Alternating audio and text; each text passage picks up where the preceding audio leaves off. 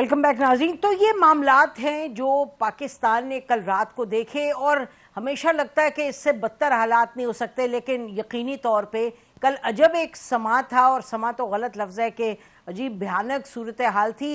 जो लोग देख रहे थे उनको नज़र ये आ रहा था, और जो सोशल मीडिया पे कि एक बख्तरबंद गाड़ी आई है और उसने तोड़ा है गेट, लोहे का गेट था और उसके ऊपर अटैक किया और खोला फिर दरवाज़ा ये वो और अंदर गए। तो ये बताया जाता है कि गुजरांवाला में करप्शन केस था चौधरी परवेज़ इलाही साहब के खिलाफ, 12 करोड़ मुबैना तौर पे उसमें कुछ खुरदबुर्द थी जब वो सीएम थे भी।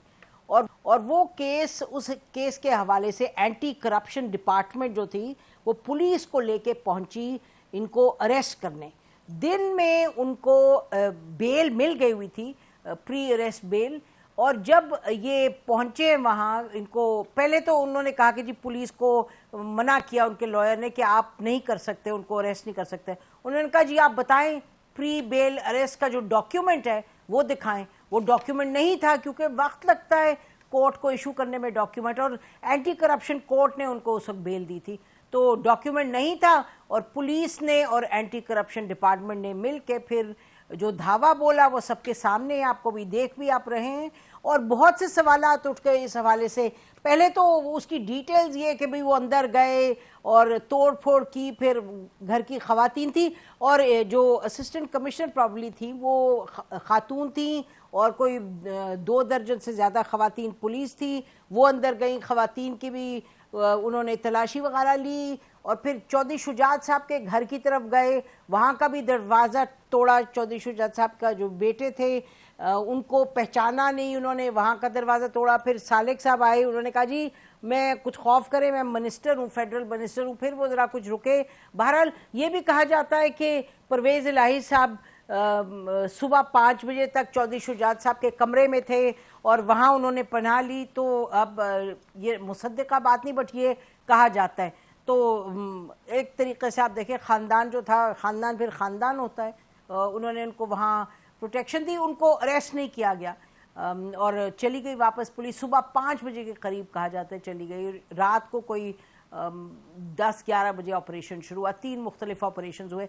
तो इस पर सवाल बहुत से उठ गए कि क्या ये क्यों किया जा रहा है। एक तरफ मुज़ाकरात की बात हो रही कि, और ये कहा जा रहा है कि मंगल के रोज़ यानी पेशरफ्त ऐसी होगी, there will be a breakthrough, there will be an agreement. तो फिर ये काहे को। इस पर बात करने के लिए नाज़रीन हमारे पास 2 जर्नलिस्ट हैं, लाहौर में ये बेस्ड है और पाकिस्तान की सियासत को, इसके हर पहलू को इनकी नज़र बड़ी इस पर रहती है, तमाम मामलात पे। हमारे साथ मौजूद है सलीम बुखारी साहब, चीफ एडिटर हैं, director digital media city news network के, अपना प्रोग्राम करते हैं सलीम बुखारी शो। बहुत शुक्रिया बुखारी साहब। आरिफ हमीद भट्टी साहब सीनियर एनालिस्ट हैं, प्रेसिडेंट हैं GNN के, और अपना प्रोग्राम करते हैं और बहुत दहाइयों से पाकिस्तान की सियासत को जानते हैं। 2 टोक बात करते हैं दोनों हमारे जो हैं एनालिस्ट। तो भट्टी साहब, तो ये क्या आप कैसे देखते हैं तमाम जो मामले को जो कल हुआ है? बिस्मिल्लाहिर्रहमानिर्रहीम। देखें, 3 दिन पहले इसकी प्लानिंग हुई, 3 दिन पहले इसकी प्लानिंग हुई, और कल सुबह 3 शख्सियात मुल्क में उम्रे के लिए चले गए। DG एंटी करप्शन को बुला के बताया गया हमें परवेज़ इलाही हर हाल में गिरफ्तार चाहिए। 3 दिन पहले प्लानिंग हुई जिसकी अप्रूवल प्राइम मिनिस्टर ने और बाज़ और लोगों ने, जिनका हम नाम लेना हम पर मना है, वही इस ऑपरेशन को मॉनिटर करते रहे और हदायत देते रहे। सब लोग जो परवेज़ इलाही साहब को जानते हैं पुराने, कि एक तो नंबर 1 मेरे ख्याल में परवेज़ इलाही इश्तिहारी नहीं थे। इस वक्त पंजाब में 50,000 से ज़्यादा इश्तिहारी है। क्या पुलिस ने कभी उनकी गिरफ्तारी के लिए इस तरह किया? क्या उनके पास वारंट गिरफ्तारी थे? नहीं। जवाब यह है परवेज़ इलाही कहाँ थे, ये मल्टी मिलियन सवाल है। जो परवेज़ इलाही का घर जानते हैं, उनके घर के एक तो दरवाज़ा चौधरी ज़ोरलाई रोड पे, एक दरवाज़ा पीछे भी है जो चौधरी शुजात के घर से उतरता है, ग्राउंड का हिस्सा है, लेकिन उस बात की तरफ मैं नहीं जाऊंगा। दरअसल परवेज़ इलाही को सिर्फ और सिर्फ सजा दी गई है जब पहले 1.25 घंटा कुछ नहीं मिला, तो एक अहम तरीन शख्सियत ने गालियाँ दी एक अहम अफसर को कि मुझे परवेज लाई गिरफ्तार चाहिए, कितनी देर से मीडिया पे ड्रामा चल रहा है, आप कर क्या रहे हो। फिर उसके बाद वो बख्तरबंद गाड़ी मंगवाई गई, फिर अंदर घुसा गया, दरवाजे तोड़े गए, थप्पड़ मारे गए, लोगों को गिरफ्तार कर लिया गया। माजी में अमूमन ऐसी मिसाल नहीं मिलती। इवन कि मैं आपको यकीन से कहता हूँ, मुशर्रफ दौर में हमजा शहबाज को बाज़ जगह पर परवेज लाई ने रेस्क्यू किया हुआ, फेवर की हुई है, लेकिन इमरान खान का साथ देने पर पादाश में हुकूमत इससे भी ज़्यादा आखिरी हद क्रॉस कर सकती है। इनके लिए 8-10 लोगों को मारना कोई इशू नहीं है, क्योंकि जिन्होंने इनको लाए हैं वो बहुत ताकतवर लोग हैं। और इस ऑपरेशन की सिर्फ आप मेरे कहने पे इन्वेस्टिगेशन करें कि निगरानी कर कौन रहा था, डीजी एंटी करप्शन उस वक्त कहाँ था, हदायत कहाँ मिल रही थी, और 3 लोग अचानक उम्रे पर क्यों गए, जबकि प्रोग्राम तो 2 दिन पहले बना था परवेज लाई की गिरफ्तारी का। तो लिहाजा इस मुल्क में सियासत इंतकाम की तरफ आ चुकी है और इख्तलाफ राय को ज़ाती दुश्मनी में इतना बदल दिया गया है कि हम ख़वातीन का एहतराम करना, चादर चारदीवारी को पामाल करना भी मामूल बना लेते हैं। ठीक, अच्छा, तो ये भी सुनने में आया कि caretaker CM Punjab, IG Punjab और इंफॉर्मेशन मिनिस्टर केयरटेकर गवर्नमेंट के, ये तीनों के तीनों मुल्क से बाहर गए। कुछ चैनल्स ने चलाया भी कि वो मदीना गए उम्रे के लिए। और दूसरी बात ये कि ये भी खबर है और ये बहुत मुख्तलिफ चैनल्स ने चलाई भी कि पहले अंदर से पथराव हुआ। सलीम बुखारी साहब, आप ज़रा फरमाइएगा, अभी आपने सुना भट्टी साहब क्या फरमा रहे थे, तो ये मामलात इसी तरह इतनी बिगाड़ की तरफ गए? पहली बात तो यह है, बहुत शुक्रिया आपका, आपने याद किया मुझे। किसी भी एंगल से आप इसको देख लें, ये इंतहाई इल प्लान्ड और इररिस्पॉन्सिबल किस्म का ऑपरेशन था, जो कि किसी भी सूरत में चौधरी हाउस पर नहीं होना चाहिए था। अगर उनको पकड़ना था उनको, तो वो सुबह अदालत गए थे चौधरी साहब, वहाँ उनको पकड़ लेते जहाँ से उनको बेल मिली थी। ये रात में ये सारे का सारा जो स्क्रिप्ट लिखा है जिसने भी, वो कुछ समझ में ना आने वाली बात है। जो रवाज हमारे यहाँ सियासत में पड़ गया है, नसीम आप मुझसे इत्तेफाक करेंगी, वो अब से नहीं है, काफ़ी देर से ये बिगड़ा हुआ है। आपको तो याद होना चाहिए मेरे ख्याल से, जिस तरीके से आसिफ जरदारी साहब की बहन को ले जाया गया था CCU से, अस्पताल से उठा के जेल में। आपको ये भी याद होना चाहिए था, किसी की बेटी जेल में मिलने गई थी, वहाँ से पकड़ लिया था। आपको ये भी याद होगा किसी खातून पॉलिटिशियन के बाथरूम जो थे नैब के अंदर, उनमें कैमरे लगे हुए थे। तो ये रवाज मैंने तो नहीं डाला, ना ये अब डाला है, ये रवाज पढ़ना ही बहुत गलत था। और उसकी अब हम जिस नहज को देख रहे हैं, वो तसव्वुरात में भी हमारे 2 साल 4 साल पहले नहीं आ सकती थी। तो एक तो जिस भी एतबार से आप देखें इसको, मैं इस ऑपरेशन की मजम्मत करता हूँ जिम्मेदारी के साथ। चौधरीज की एक रवायत है, चौधरीज का घराना बहुत पुराना सियासतदान घराना है, उन्होंने कभी ग्रेस नहीं छोड़ी है अपने सियासी मुखालफिन के खिलाफ भी और किसी भी दूसरे के खिलाफ भी, किसी के कहने पर भी। बिल्कुल। तो मेरा ख्याल था कि ये ग्रेस जो है उनकी बरकरार रखी जानी चाहिए थी, चाहे ये ऑपरेशन पुलिस ने किया है, चाहे ये ऑपरेशन एंटी करप्शन ने किया है, या चाहे ये ऑपरेशन जो भाई भट्टी साहब कह रहे हैं कोई दूर से बैठ के मॉनिटर कर रहा था। इसको इस तरह से नहीं होना चाहिए था। ये बिल्कुल एक गलत रवायत पड़ी है और जो ट्रेडिशनली ग्रेसफुल सियासी खानदान है उनके साथ ये रवैया जो जी बेशक, चाहे ग्रेसफुल हो चाहे ग्रेसफुल ना भी हो, आप मानेंगे कि किसी सूरत ये एक्सेप्टेबल नहीं, चाहे किसी के खिलाफ भी करें। जैसे आपने खुद फरमाया कि ये दिन के वक्त होना चाहिए था, अगर करना था यू शुड हैव। जी मैं इत्तेफाक करता हूं आपकी बात से कि अगर उनको पकड़ना मकसूद था तो वो तो, अगर उनको अगले दिन पता चल जाता कि एक मुकदमा और दर्ज हो गया तो वो फिर अदालत जाते, तो आप वहां से पकड़ सकते थे। अगर इतना ही इनएविटेबल हो गया है, अब उनके कसूर अगर आप देखें क्या है, तो वो बज़ाहिर तो ये लगता है कि उन्होंने चूंकि अपनी पार्टी मर्ज कर दी है अपने PTI में और इमरान खान साहब के साथ खड़ा होने का फैसला उन्होंने किया है, ये बात जाहिर है। उनके ख़ानदान में भी पूरी तरह इसकी पजीराई नहीं है, सियासी हलकों में जो मुखालिफ हलके हैं उनमें तो पजीराई होने का सवाल ही पैदा नहीं होता बिल्कुल, है। बिल्कुल, लेकिन अगर इस प्रेमिसेस को भी मान लिया जाए, इस प्रेमिसेस को भी मान लिया जाए, फिर भी इस एक्शन की कोई जस्टिफिकेशन बेशक, और वो प्रेमिस बनता भी नहीं जी। डंडाबाजी और रात गए बख्तरबंद गाड़ी लेके गेट तोड़ना तो बनता नहीं किसी भी सूरत। प्रेमिस नाज़रीन, ब्रेक के बाद वापस आते हैं और अपने पैनल से ये पूछेंगे कि अब इसका क्या इम्पैक्ट होगा, क्या मुज़ाकरात पर इम्पैक्ट होगा। अभी तक तो हमें यही पता चला कि मुज़ाकरात विल कंटिन्यू, लेकिन ये कौन करवा रहा है? ये बस इसीलिए कि उनको डराने के लिए परवेज इलाही साहब को, और वो डर के क्या, यानी कि he is not about to leave PTI, तो उसका मकसद क्या था? ब्रेक के बाद बात करते हैं। Stay with us.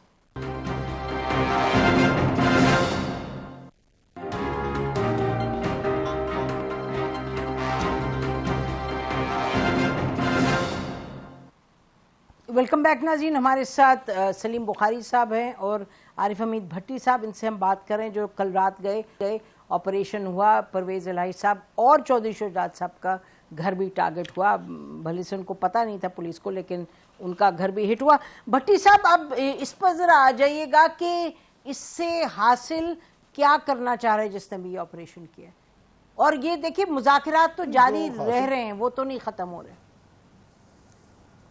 अच्छा नसीम ज़हरा साहब, हासिल उन्होंने कर लिया खौफ फैलाना। जब आपको याद होगा कि इमरान खां इस्लामाबाद जा रहे थे तो घर में आंसू गैस फेंकी गई। आपको सानिया मार्टन शायद याद होगा, उस वक़्त भी ताहिरुल कादरी मुल्क में नहीं थे। मकसद था खौफ फैलाना। ये नून लीग का एक वतीरा रहा है, खौफ दहशत से हुकूमत करना चाहते हैं। मुझे तो और मोहतरम परवेज इलाही साहब के और तो कोई कसूर नहीं लगता।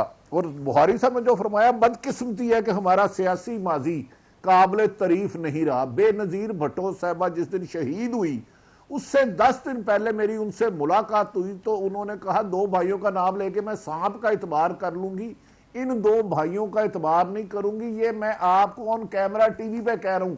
वो गालिबन आजकल पीपल्स पार्टी के इत्तेहादी हैं। आसफ अली जरदारी साहब ने मुझे खुद बात सुनाई हुई है, मेरी जुबान क्यों काटी गई और क्या करना चाहते थे। बदकिस्मती है कि हुकूमत इमरान खान की हो, नवाज शरीफ की हो या किसी की भी हो, ये आखिरी हदें पार कर जाते हैं मुखालफिन को कुचलने के लिए। कुछ ऐसे इसमें भी दो राय कोई नहीं। इमरान खान की हुकूमत में भी जो एहतसाब है सिर्फ मुखालफिन का हुआ, लेकिन जो इनका मकसद था मैं आपको लिख के दे दूं, इलेक्शन नहीं कराना, इलेक्शन नहीं कराना, इलेक्शन नहीं कराना। और इमरान खान साहब की मेरे ख्याल में, बाकी उनका फैसला है, बदकिस्मती यह है कि वो खुद को अकले कुल समझते हैं। ये मज़ाकरात होने ही नहीं चाहिए थे। अगर आइन में है 90 दिन में इलेक्शन करा दो, नहीं है तो कह दो भाई आइन में नहीं है, हम नहीं कराते। मज़ाकरात कर किस लिए रहे हैं? ये कैसे मज़ाकरात है कि दोपहर को मज़ाकरात हो रहे हैं, मज़ाकरात के दौरान ही वज़ीर दुआ ख्वाजा असद साहब कहते हैं मज़ाकरात करना तो वक्त का ज़िया है। प्राइम मिनिस्टर असम्बली में खड़े होकर कहते हैं मैं 3 जज साहबान को नहीं मानता। तो इमरान खान को मेरे ख्याल में मामू बनाने की कोशिश की जा रही है। मेरी नज़र में 14 मई को इलेक्शन ना कराने का हुकूमत और उनके सहूलतकारों ने गारंटी दी हुई है और सिर्फ अंगेज कर रहे हैं उनको कसदन। मेरे ख्याल में इसका नतीजा मुझे बादिउल नज़र में नहीं आता। मेरी इतला है कि हुकूमत अक्टूबर से 1 दिन भी पीछे नहीं आनी चाहती। इमरान खान साहब जुलाई से 1 दिन आगे या अगस्त के पहले हफ्ते से आगे नहीं जाना चाह रहे।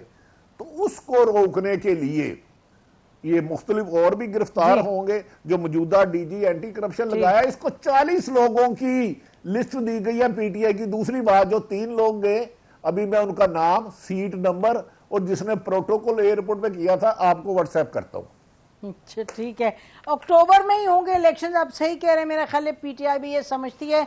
चीफ जस्टिस साहब ने भी अब नसीम, मैं सलीम बुखारी साहब से मैं डरते हुए 3 मिनट ले रहा हूं।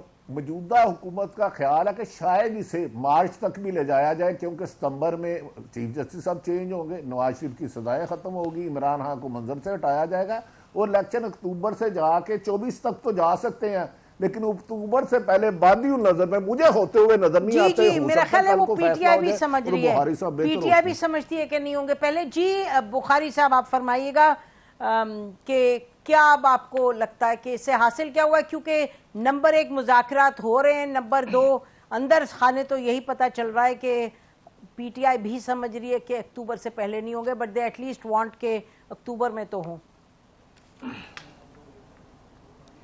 देखिए, पहली बात तो यह है कि 14 मई को तो पंजाब के इलेक्शन होंगे, इसका तो अब मेरा ख्याल है तस्करा करना भी बेमानी है, इसलिए कि इसका तो सवाल ही पैदा नहीं होता कि ये होंगे। एक बात। दूसरी बात यह है कि वो जो 90 दिन की रट हमें सुनाई दी हर तरफ से, चाहे वो अपोजिशन है चाहे वो हुकूमत है, 90 दिन 90 दिन 90 दिन, फिर अदालत भी फंस गई उसके ऊपर, 90 दिन 90 दिन 90 दिन। वो 90 दिन तो रहे ही नहीं है, वो तो खुद उसकी वायलेशन तो सुप्रीम कोर्ट ने खुद कर दी है। उसको 90 दिन से 105 दिन उन्होंने कर दिया है। इसीलिए सिराजुल हक ने कहा कि आप जब 105 हो सकते हैं तो 205 भी हो सकते हैं। तो एक तो ये पंजाब के 14 मई के इलेक्शन का तो मेरे ख्याल से तज़किरा करके वक्त ज़ाया करने वाली बात है। एक दूसरी बात यह है कि इलेक्शन से हुकूमत भाग नहीं सकती है। असल बात मेरा ख्याल है भट्टी साहब ने बिल्कुल कह दी है और आपने भी उसको एंडोर्स कर दिया है कि ये अगस्त में होंगे, अक्टूबर में होंगे, नवंबर में होंगे, कब होंगे। गेम सिर्फ अब इसके दरमियान फैसला कम करने की है। इमरान खान साहब का ख्याल पहले ये था, जब मुज़ाकरात के लिए फैसला हुआ कि 3 रुकनी यानी उन्होंने वफद को नॉमिनेट कर दिया, तो ये था, मुझे अच्छी तरह से याद है, अगर मेरी मेमोरी ठीक कह रही है, कि अगर ये जुलाई में असम्बलियां तोड़ने के लिए तैयार हो जाएं तो फिर बात आगे बढ़ सकती है और कोई फैसला हो सकता है। फिर एक दिन के बाद जब वो इस्लामाबाद हाई कोर्ट जाते हैं तो फिर वहां उन्होंने जो बयान दिया वो ख्वाजा आसिफ के बयान से भी ज्यादा डेंजरस है, जिसको हम कह रहे हैं कि उसने सबोटैज किया है। सबोटैज खान साहब ने खुद भी किया है, ये कह के कि अगर अब जुलाई में सारे इलेक्शन एक साथ नहीं होते तो आप मुज़ाकरात से बाहर आ जाइए। तो कौन कितना संजीदा है, कौन कितना लॉयल है इस इलेक्शन के इनेकाद के लिए, ये तो इनके बयानात की रोशनी में देखा जाए तो यूं लगता है जैसे ना कोई इलेक्शन कराना चाहता है ना ही इलेक्शन होंगे, हालांकि ऐसा नहीं है जी। दूसरी बात यह है कि जो फैसला था उस फैसले के ऊपर भी आपको मालूम है, चूंकि सुप्रीम कोर्ट का हाउस डिवाइडेड है, क्योंकि पार्लियामेंट जो है अपनी सुप्रीमेसी साबित करने के लिए करारदाद भी पास कर चुकी है कि हमें इस 30 रुकनी बेंच के ऊपर एतमाद नहीं है। करारदाद पास कर चुकी है कि जनाब आपका ये फैसला हम नहीं मानते क्योंकि ये 3-2 का है, हम तो 4-3 का मानते हैं। तो कंट्रोवर्सी तो हर तरफ आपको बिखरी हुई दिखाई देगी। कल रात को जो ऑपरेशन किया है, क्या हमारे जी, कल रात के ऑपरेशन का मकसद डराना था, क्या था इस सारे कॉन्टेक्स्ट में? देखिए, मेरा ख्याल है इसकी डायरेक्ट बेयरिंग मुज़ाकरात पर नहीं है, क्योंकि अगर ये मुज़ाकरात पर इसका कोई शायबा भी अगर होता तो इमरान खान साहब ने ये कॉल ऑफ कर देने थे। बिल्कुल। तो ये मेरे ख्याल से डराने वाली बात जो है वो बहुत बेहतर है। इसलिए ऐसा क्यों है, यानी काफ लीग को किंग्स पार्टी कहा जाता है, ये मैं नहीं कह रहा हूं, ये एस्टैब्लिश्ड बात है। तो एस्टैब्लिशमेंट्स आ रहा हूं ना, वहीं आ रहा, उसी तरफ आ रहा था कि अब चूंकि जो सूरत हाल है वो तब्दील हुई है, लिहाजा किसी को वो वारा नहीं खाती है, पंजाबी में कहते हैं, या किसी को वो कबूल नहीं है, किसी को वो मंजूर नहीं है, जो जाके खड़े हो गए इमरान खान साहब के साथ। इमरान खान साहब और इस्टेब्लिशमेंट की जो मोहब्बत है वो तो हमारे सबके सामने है कि क्या सूरत हाल है उसमें। तो डराने वाली बात के साथ तो मैं इत्तफाक कर सकता हूं, लेकिन इससे इत्तफाक नहीं करता हूं कि इससे जो मुज़ाकरात हैं वो सबटैज हो जाएंगे, क्योंकि सबटैज मुज़ाकरात जो हैं वो हो रहे हैं पीटीआई के बीच और पीटीआई के नॉमिनेटेड डेलीगेशन के बीच, जो खान साहब ने उसको किया है। और आज हमने देखा कि उनकी तरफ से रिएक्शन भी ये था कि मुज़ाकरात जो है वो जारी रहेंगे। असल बात यह है कि कल रात को जब ये ऑपरेशन हो रहा था तो उस वक्त ये तवक्को की जा रही थी कि शायद पीटीआई के प्रेसिडेंट के घर पर ये सब कुछ हो रहा है, तो पीटीआई के वर्कर्स, पीटीआई के एक्टिविस्ट, पीटीआई की लीडरशिप यकीनी तौर पर मौके पर पहुंचेगी। वो एक सवालिया निशान अभी तक मौजूद है कि 6 घंटे लग गए खान साहब को बयान जारी करने में, और वो भी ट्विटर पर, और एक पूरा दिन लग गया उनके घर तक किसी लीडर के आने में। तो ये सारी सूरत हाल भी अपनी जगह मौजूद है। तो देखना अब ये है कि ये ऊंट बैठेगा किस करवट, ये सिमटेगा कैसे। बेशक और ये बहुत आप दोनों का शुक्रिया, लेकिन ये कहते चलें कि फवाद चौधरी साहब ने मेरा ख्याल है 1-8 घंटे में उनकी ट्वीट्स आ गई थी। और दूसरी बात है कि सच तो ये है कि ये जरूर नामजद हुए प्रेसिडेंट पार्टी के, लेकिन इनका कोई ऑर्गेनिकली तो ये कोई लिंक नहीं है टू पीटीआई, तो इसलिए कैसे वर्कर्स आते, हम सबको ये इस हकीकत से तो हम आशना है। बहरहाल आप दोनों का बहुत बहुत शुक्रिया प्रोग्राम में आने का। बहुत बुरा हुआ जो हुआ कल, और सख्त मजम्मत करते हैं उसकी, और हम क्या करें, इन प्लेटफॉर्म से तो हम मजम्मत करते चले जाएंगे, लेकिन अब इसी चीज़ का इंतज़ार है कि पाकिस्तान का सियासी कल्चर बदले, और तभी बदलेगा जब कानून की बालादस्ती होगी, और कानून की बालादस्ती जब होगी जब इनकी जंगें ख़त्म होंगी और कुछ फोकस होगा कि on how to run the country. मैं तो से इतना ही, खुदा हाफिज़, पाकिस्तान जिंदाबाद।